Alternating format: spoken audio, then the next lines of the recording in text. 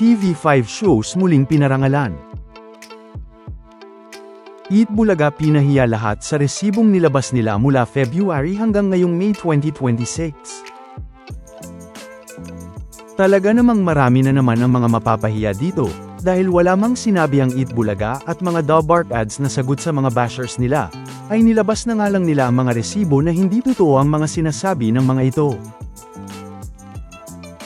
Ito nga ay ang mga nagsasabing ang mukhang mawawala na daw ang Eat Bulaga, dahil nga daw sa nawala na nga daw ang mga sponsors nila, lalo na nga sa segment na Sugod Bahay.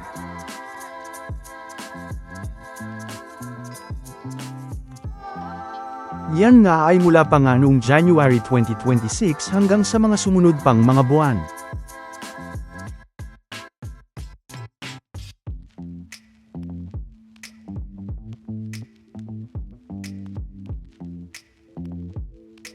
At ganun na rin nga ang mga comments sa ating channel, dahil hindi na nga daw magtatagal ang Eat Bulaga dahil nga daw sa mga sponsors ng Eat Bulaga na nawala.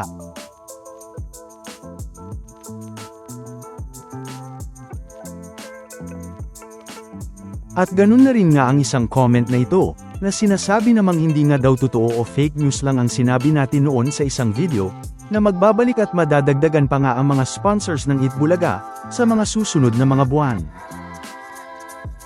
Pero, lahat nga ng mga comments na yan o na sinasabing ang fake news ang sinabi natin sa mga sponsors ng Eat Bulaga, at ang mga comments pa ng ilan na mawawala na daw ang Eat Bulaga dahil iniwan na daw ang Eat Bulaga ng mga sponsors nila.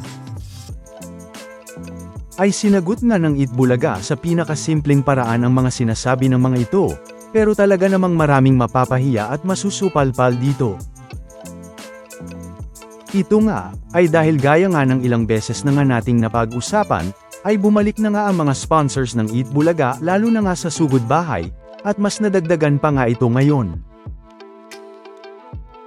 Pero bago nga yan, ay simulan na nga muna natin ito noong February 2026, na kung saan ay matatanda ang mga sponsors na kasama ng Eat Bulaga sa Sugod Bahay ay ang Bingo Plus, Grain Smart Rice, at ang Hanabishi,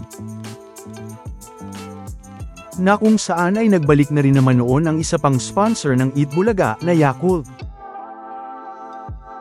February din nang muling makasama ng Eat Bulaga ang Coca-Cola after 9 years, para sa special celebration ng Valentine's Day. April naman nang muling makasama ng Eat Bulaga ang Umami Burst Seasoning Mix, at nadagdag na nga sa mga sponsors ng Eat Bulaga sa Sugod Bahay. April din nga nang nakasama ng Eat Bulaga ang isa pa nilang sponsor sa studio, na Bon Amin. Pero, ngayong May 2026 nga, ay mas dumami pa nga ang mga sponsors ng Eat Bulaga sa Sugod Bahay, dahil noong May 20 na lang, ay nakasama ng Eat Bulaga sa segment na Sugod Bahay ang Solmox Advance, na nadagdag nga sa mga sponsors ng Sugod Bahay.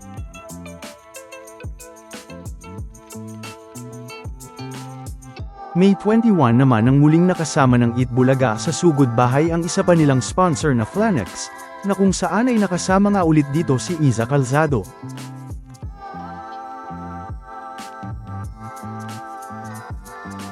At nito lang May 22, ay nadagdag pa nga sa mga sponsors ng Eat Bulaga ang Oro Anti-Odor Sacks,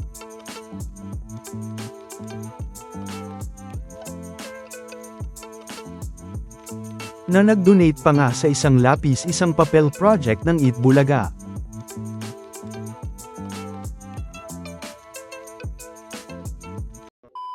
Welcome back mga ka-highlights! Bago tayo magpatuloy ay maaaring mag-subscribe at i-click ang notification bell para updated kayo sa mga susunod pang videos, at paki-like na rin ang video, share at mag-comment na rin. Maraming salamat po!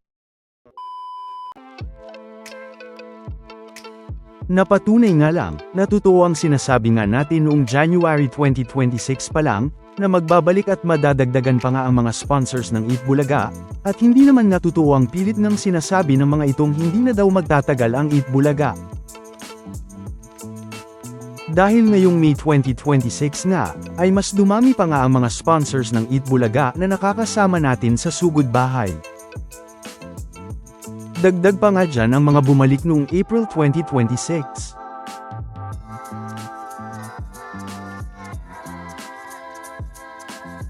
Samantala, muli na naman ngang pinarangalan ang dalawang show ng kapatid network, yan nga ay sa Asia Pacific Broadcasting Awards 2026, na kung saan ay kinilala nga dito ang Matchdate at Singaling. Na naibalita na rin naman sa News 5 sa Frontline Pilipinas.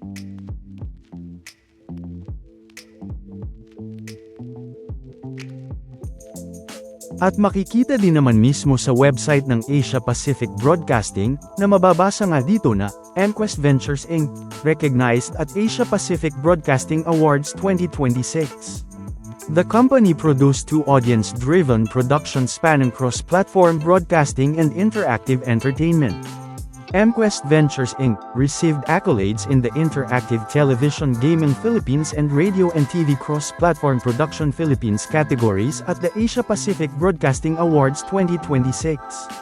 The company was recognized for Singaling, Celebrity Edition Ultimate Pasingkatan, The Grand Kantawanan, and Match Made with DJ Ana Ramsey, two productions that combine television, radio, music programming, and audience participation across Philippine broadcasting platforms. Hybrid radio and television programming. Match Made with DJ Ana Ramsey aired simultaneously on 1PH, True TV, and True FM, combining matchmaking segments, live musical performances, and artist interviews in a single program format. Hosted by DJ Ana Ramsey, the show featured conversations on relationships and personal experiences alongside performances from OPM artists. The program used a combined radio and television broadcast structure that allowed audiences to follow the show through different media channels during the same airing schedule. The production also incorporated audience stories from participants referred to as Kamachis, whose experiences formed part of the program's discussions and interactions. MQuest Ventures Inc. integrated entertainment segments with interview-based conversations and music performances, creating a format that combined talk show, dating show, and live music programming within a single broadcast. Singaling Celebrity Edition Ultimate Pasingkatan, The Grand Kantawanan, served as the finale of the celebrity edition of the TV5 singing game show. 6 finalists advanced to the concluding competition after competing against 48 celebrity participants throughout the season. The program combined singing performances, game segments, comedy elements, and audience-focused entertainment during the televised finale. The production also incorporated support for selected beneficiaries referred to as Bida Fisheries, with contestants representing chosen causes during the competition. Stage performances, lighting design, and game-based musical segments formed part of the program's presentation format. Across the season, celebrity participants performed whilst taking part in singing challenges and entertainment segments designed for television audiences. The Asia Pacific Broadcasting Awards celebrate the pioneers redefining the broadcasting industry through cutting-edge technology, digitalization, and engineering excellence. It highlights groundbreaking projects and innovations shaping the future of broadcasting across the Asia Pacific region. Na isa nga lang sa mga patunay, na hindi nga lang sa Pilipinas kinikilala ang mga shows ng kapatid network, kundi maging sa buong Asia Pacific region.